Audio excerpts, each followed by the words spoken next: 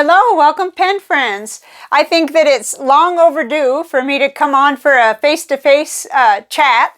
So I've got 4 topics. I'll start out with a pen topic, but everything else I think is pretty much unrelated, except at the very end I'll talk a little bit about an exciting plan that I'm not going to reveal exactly precisely, but that it'll be enough that you'll know what I'm preparing for and maybe why I wanted to come face to face, because yeah, getting ready for something special. But most of the video will be kind of off-topic personal update. We'll start out with the pen project, and I'll update you on that. And then I want to talk about my kitchen project, because so many of you have been following that a little bit here and there. I even have a piece of the old vinyl to show you. I went and dug it out of the garbage. And then I wanted to, and on a serious note, the third topic, I did deal with a pretty serious, I know now, anxiety and depression during January, and as February unfolds, I'm changing my journaling habits and everything to really try and help myself more, because it's lifted now, but I don't want it to happen again. And then last, I'm going to talk about a little bit about what I'm reading, and also the big excitement for me, or the plan that I have. So if you don't like chatty videos, this will probably be just like running your hands down a chalkboard. So, I won't get my feelings hurt. It's just for whoever does want to hear me talk for 30 minutes or whatever. So the first thing, of course, is the student pen project. This is currently what I have inked up in that category. I still have the Schneider Ray inked up. I've got a little Pilot Kakuno, and the January pen was the Pelicano, and I'm still running that. And then I've got, I may have left something out. I think I did, because I'm not counting. No, I think they're all here. Okay, the Pelican Twist is for February, and then the Faber-Castell Grip. And we'll be having I'll be doing a progress report very soon, in a couple of days. So you're going to hear about the 4 for this month. Another one is the online Airsoft.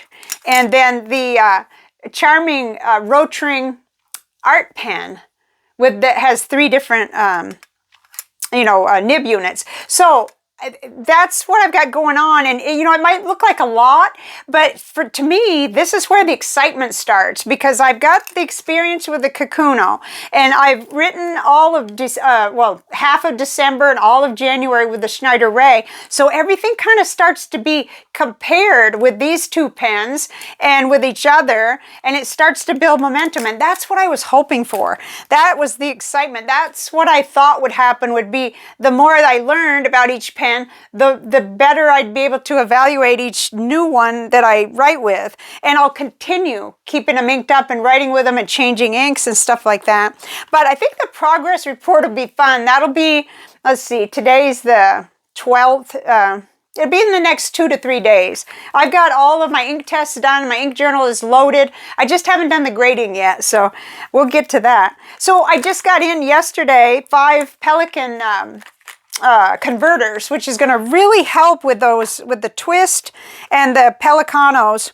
And they'll probably fit other pens too that I'm not even aware of yet. I've already used 3, so I guess, yeah, it was a good idea to do that. Thank you for the suggestions. There was a viewer, and also I had seen it on Amazon. I just was being cheap, not shelling out the money for the 5 converters, but it was much better priced that way, rather than try and get them individually. And I like cartridges, but to be fair, I'm trying to use up a whole lot of ink, and so it's much better if I can use any ink that's available here already. So I'm really, really happy about it. I didn't get the momentum in January, and when we talk about the third topic, you'll maybe understand a little bit more why. It was a rough month, and I get it now. I get it that I was struggling. I didn't really realize at the time. But now I feel like the wind is starting to be in my sails and I'm getting all kinds of ideas, but I've slowed down on any acquiring anymore because I really want to study the ones I have, and I've got an entire pen box full. It just happens that way. It's like the minute your intention goes strongly out into the universe, in come all the pens, and it's just wonderful.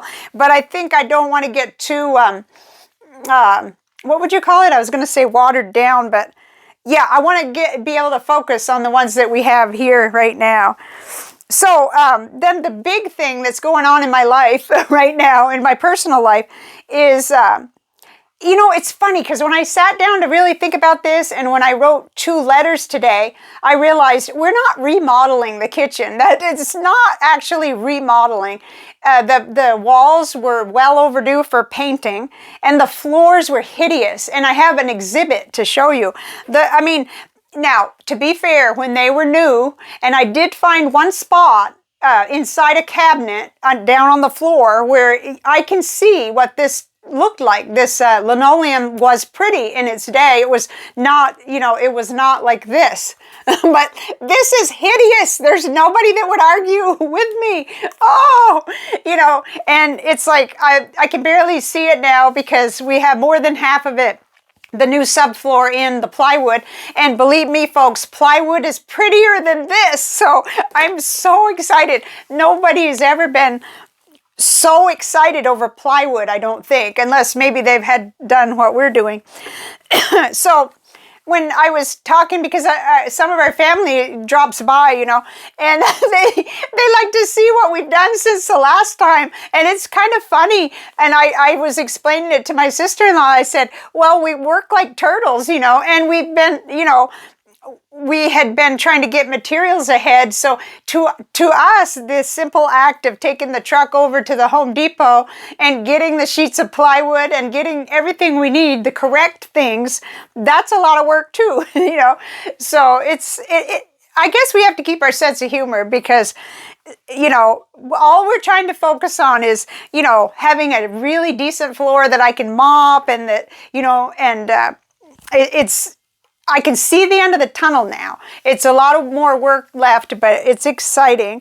And yet it's not like remodeling. We're not getting new kitchen cabinets. We're not getting counters, not yet.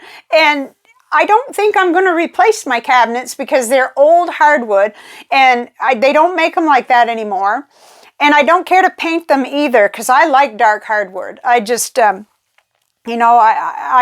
I admire and see the backgrounds and the people with lighter colored things, and it looks great, but it's not us at all. We're dark wood people. That's all there is to it. So I'm thinking that the lower ones, I've got 3, I'll probably sand them and stain varnish them and put I'm not sure if I can find new handles that will not look ridiculous from where the old ones, have been. We'll just have to see. But that's for this summer when it's warm enough for me to get the sawhorses out in the backyard and, on the driveway and work at it and, maybe paint or varnish inside the garage. But the winter is just a roller coaster of hot weather, then really cold, and then hot again and really cold. So it is exciting, but it is mostly it's exciting because for us to be able to do this, to really put all of our energy together, and Manuel is feeling better, his health is better. He still gets winded real easily, but his medications keep him able to do some of these things that he wants to do. And I assist as much as I can, and we go haul the materials home together and everything. And so we're just really grateful because I don't think we could wait much longer, to do this.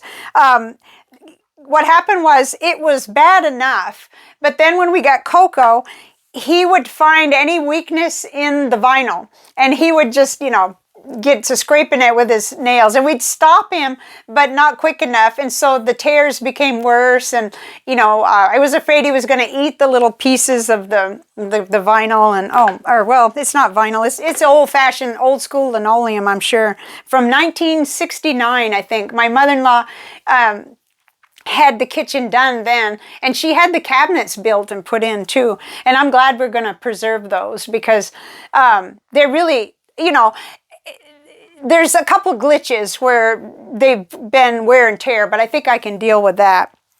So at first it was real discouraging because as we were starting, I was still kind of down and I wasn't myself. And that leads me right into the next topic, which is January, I now realize was just a worse than usual month for me for anxiety and for depression. And it was, the proof was when I started to feel better. I started to feel better right around as the calendar turned to February, and right by about the 5th, I started realizing, whoa, oh my goodness, I've been feeling really bad because this is like a whole different life and nothing's really changed here. In fact, the floor was being torn up and you know, there were reasons to be nervous, you know, a loved one had COVID and all kinds of things were happening. So that is when I realized that I had been feeling a lot worse than I even was aware of. And I'd been doing the same journaling that I do and my process journaling that came from my counselor, which does help. But I think it was a real spiral, and I don't think that, I think it probably was a little deeper than just anxiety or just depression. I think it was a lot of releasing of old things. Really, when we started to tear up the kitchen, it brought back a lot of memories, and I realized, oh, I'm painting over where I, you know, marked my son's height and everything, and you know, of course, I didn't have to, but it was green, like toothpaste green, and I didn't want to keep that, but you know, but I know that it's still under there, and a lot of other like. You know, old financial memories and the whole 9 yards just kind of entered in. So although I'm quick to label anxiety and depression because I know that that's an area that I deal with pretty much on a low-grade basis most of the time, I'm more now thinking that it was a lot of releasing, a lot of old stuff coming to the surface, and a lot of times it wasn't clear enough for me to realize in the moment. But then when it passed, I realized, wow, I'm feeling better. And then I'd start to see the dirt on the floor and the, you know, the things, the piles of things that I'd neglected. And I started organizing all of my inks, and it was going really well, and it still is. In fact, I've met myself back where I was when I was organizing before the pandemic. And that's another thing I realized, you know, now when I think about it, I think that I had underestimated the effect of the whole 3 years, or, you know, I guess it's 3 years. It's getting awful close to 3 years, you know, during that time, all of the changes. I don't want to say so much that they take 300 hours to approve this video, because I'm not intending to talk about that at all. But there was quite an effect on me, and I won't say I started hoarding things, but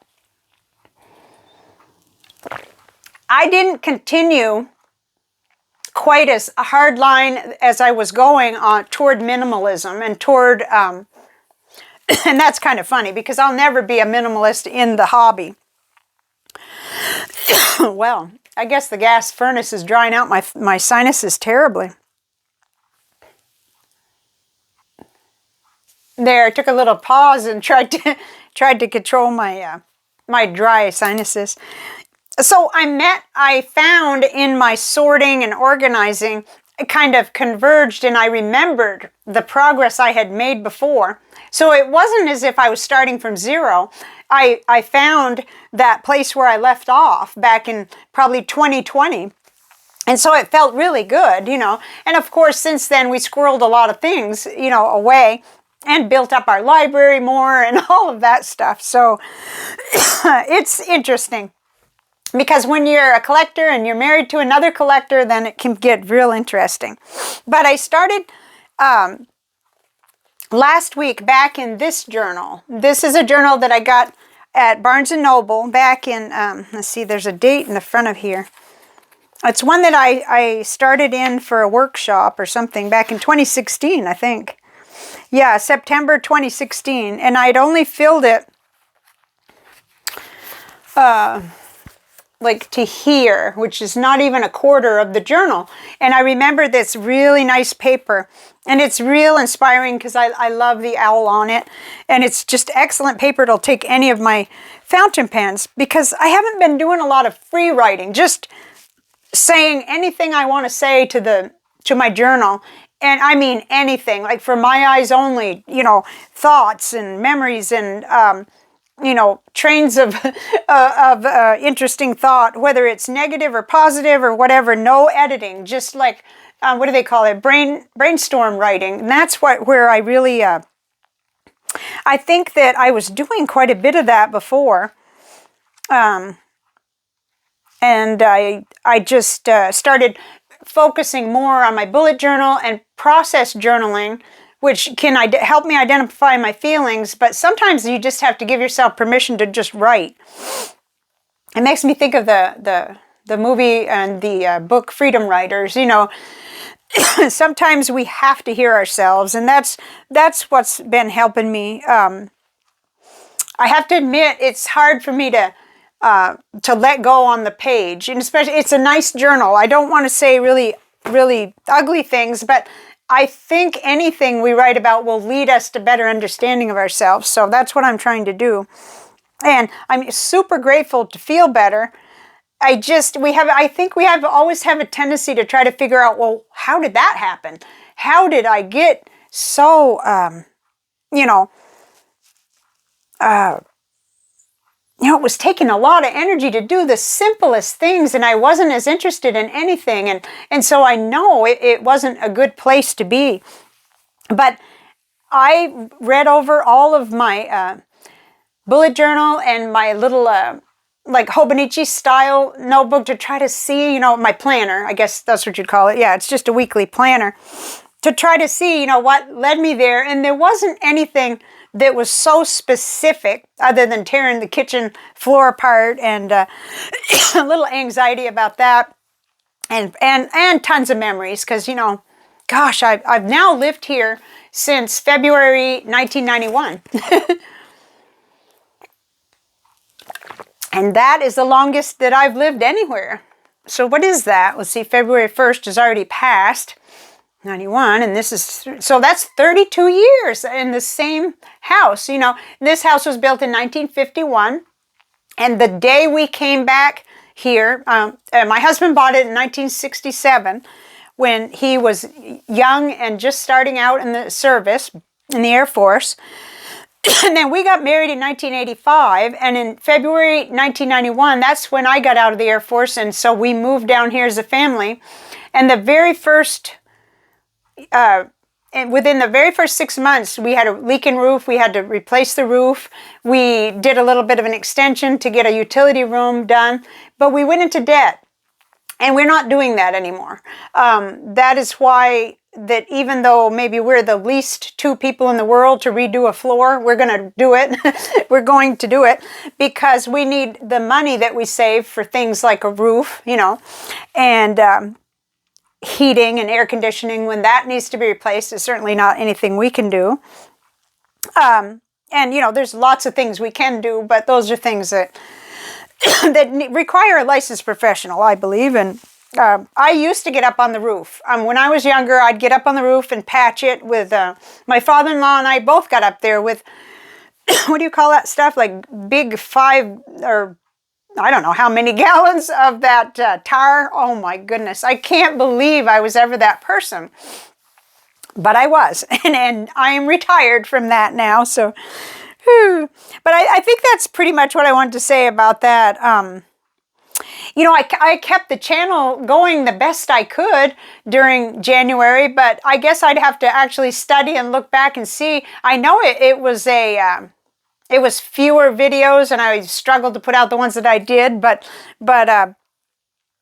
I know that that's an area when I release a video, then I get to interact with you guys in the comments, which is so much fun. And I love it so much, and I don't want to miss it. And I've been trying to catch up with my pen pal letters, so I've had several go out this week. Okay, so I guess the number 4 topic is what I'm reading, and then the special plans that I was talking about. And I hope my voice is going to hold up. It's because of the gas furnace, I believe. It dries my throat out because I hadn't had, during those no heat, no cool days that we've had, where I managed to ride through without having to use either one. I didn't have any coughing, so. It's annoying because there's not too much I can do about it. Okay. So right now I'm reading a book that was sent by a viewer, and it's called 2 Decades Behind the Badge, and it's by Kurt Geisinger. I should have asked him how to pronounce his name. This is really good. It's all about his adventures from the very beginning in law enforcement. And I am not that far yet, but I'm really enjoying it. And it's short chapters. It's perfect for my brain, how I read. And when I was young, I wanted to be a police officer. Actually, I wanted to be a detective and then when I went in the Air Force, I wanted to be a military police. Manuel laughs really hard at that because, he knows me so well. But it wasn't funny to me because I couldn't pass the physical requirements for that. And that really, really ripped me. It bummed me out bad.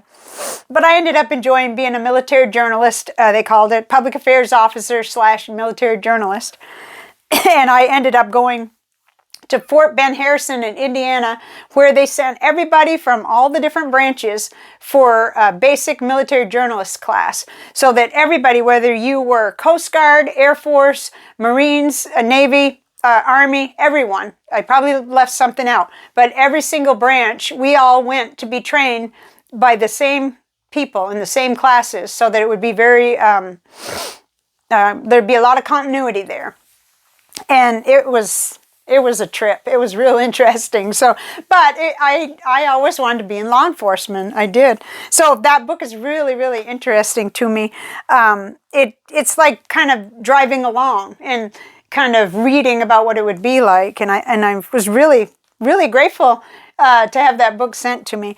And then I was doing so good back in December. I think it was December.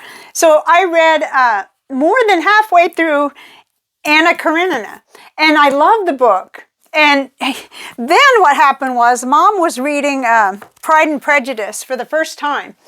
And I read it many times, and I've enjoyed the movie too. So I read that at the same time as her. So I got bouncing around book to book. And so now I'm going to try to kind of stay true to one book at a time. It's very hard for me. I do that. I do bounce back and forth. And I end up acquiring more books while I'm, reading the books I'm reading. And it's kind of a habit, kind of a lifelong habit. But I follow a lot of people in the Elvis community. And one of the young girls, I think it was the one, it's a channel from Belgium. And I think it was her that said that she doesn't allow herself to buy another Elvis book until she's read the one she got. So in other words, she'll buy one, read it, and then she's allowed to get another one. So that I can translate that to my reading and do that same thing. But I don't know if I'll be successful, because then I'm hearing about these books, and if I happen to walk in the thrift shop or the there are 2 bookstores here in town, Half Price Bookstore and Black Cat Books, then I'm very likely to pick up a book if it's on my list. It's hard for me not to, even though I might not read it right away, and right away might turn into a year. So that's another one of those. So why did I come on and do, a face-to-face video right now, and why am I going to be maybe practicing with live stream? The reason is because I've been invited by a famous YouTuber. That's what I'm going to say, because to me, this person is just miles beyond me, and it's just such an honor to be asked to be like interviewed on their channel. And I'm not going to say who, because heaven only knows whether I'm going to be able to meet the technical requirements. But I have a better chance now. Back when Larry asked me, asked me through someone else. Someone said, Larry's been wanting you on his channel. I had that old phone that just wouldn't hold a charge, and it was all I could do to, record a 15 or 20 minute video, upload it, delete it. I just wasn't running on full steam. But now I have an S22, a newer phone, and we were driving to one of our trips to the lumberyard, and I told Manuel, I don't think I'm going to be able to be on this person's live stream. And he said, why not? You're comfortable in front of the camera. And I said, well, I have to have a microphone and headsets, and I only have one plug. And Manuel doesn't even have a smartphone, and he's not super into technology other than wiring up all the like TVs and VCRs, Okay, I just dated myself. The DVD stuff and anything else, the computer that needs to be wired, he's your person, but you can't, he had a smartphone for a short time, and he went back to Verizon and got a flip phone. But he said, well, how come you can't just get wireless headphones with a mic? And I said, oh, yeah, why didn't I think of that? So anyway, some are on order, and and they had really good reviews, and I'm hoping that it'll work for both, or this little one that I got will work, and then the Bluetooth on the headphones or something. Anyway, I've got to, and lighting is another thing, like time of day. At my old spot, it all depended on a daylight, and then a little, an overhead light kind of off to the side. But I just discovered that my USB plug thing could be extended in and plugged into the wall, and I could have a light, and then I have an overhead light here. So it could be that this could be, I don't know how they crop those things when you have two people on a screen. It has to be, I don't know. Anyway, I'm really highly motivated to try, at least, people have offered to try to teach me Zoom. I mean, another famous pen person offered to teach it to me, but I said, oh no, I don't think I'm going to be able to do it, because I tried it locally. I tried to go on a workshop with my old phone, and I could hear them, but they couldn't hear me, and I was so embarrassed. I just didn't know what to do, and probably it was something real simple that if I hadn't had a panic or whatever, I probably would have been able to figure it out. The only time I've ever done anything like this was when Matt from Ink Swatch set it all up and invited me, and then, but we didn't live stream it. He taped it and then re-released it on my channel when he was launching inkswatch.com. So that was... Gosh, he just walked me through everything, then we started. It was kind of how it works. So, it's kind of, I don't like to say I'm bad with technology, but definitely there's a learning curve there. There's a, part of it is equipment, and part of it is just the simplest things, maybe for a 15-year-old. It just doesn't come naturally when technology is not your, we didn't grow up with it. We just didn't grow up with it. I'm finally remembering to Google things, because you can get an answer to almost anything. With this home improvement stuff, it's super, super nice to be able to figure out what it is you actually are looking for and you need, and watch a YouTube video on how to do this, floor cement and all this kind of stuff. Oh my goodness. Anyway, so I'm trying to get my toes wet again at being in front of the camera this way, because gosh, for the first year I barely did anything like this. I just did everything on my desk, and that's fine for most of what I do, because of loving inks and trying to show how the different inks look. That worked, But I also like these chats because I know I like to watch them. I like to know the people I watch personally too, not just the hobby related stuff. I like to know, what their life is and what their thoughts are and stuff. So other than the coughing, I guess this went okay. I think the lighting's okay. It's two different, it's overhead and side lighting, and I'm not sure. But I'll keep on working at it. And I guess that's pretty much what I had to say.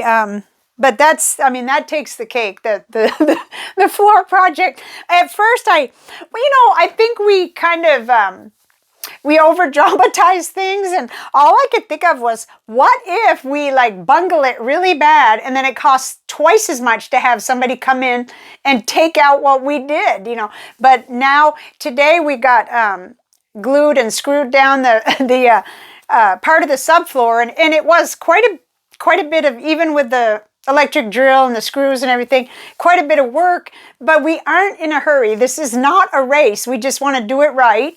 And, it has to be nice and sturdy and steady. And it did. It came out great, the part we did. But it's so funny. Anybody coming to drop in every week or so probably thinks, man, they don't really do much, at a time. But it's a lot for us. So we're, we're going to get through it. And I think it'll be better in the end because it'll be a memory, I guess, It may not look like much to anybody else. In fact, I did start taking, before and after pictures, or before pictures and during pictures, but I wasn't going to because it's kind of a touchy subject. It's kind of a, the shame or whatever of letting it go so bad, so long. But in thinking about it and journaling about it, I realized it's because I just flat refuse to go into debt. And there are times when there isn't much choice if it's something that's going to, if you don't have a roof and you've got to have a roof and you don't have the money, but that's all the more reason to do everything we can and save all that we can for the, inevitably roofs have to be changed every so often. So now I'm just rambling.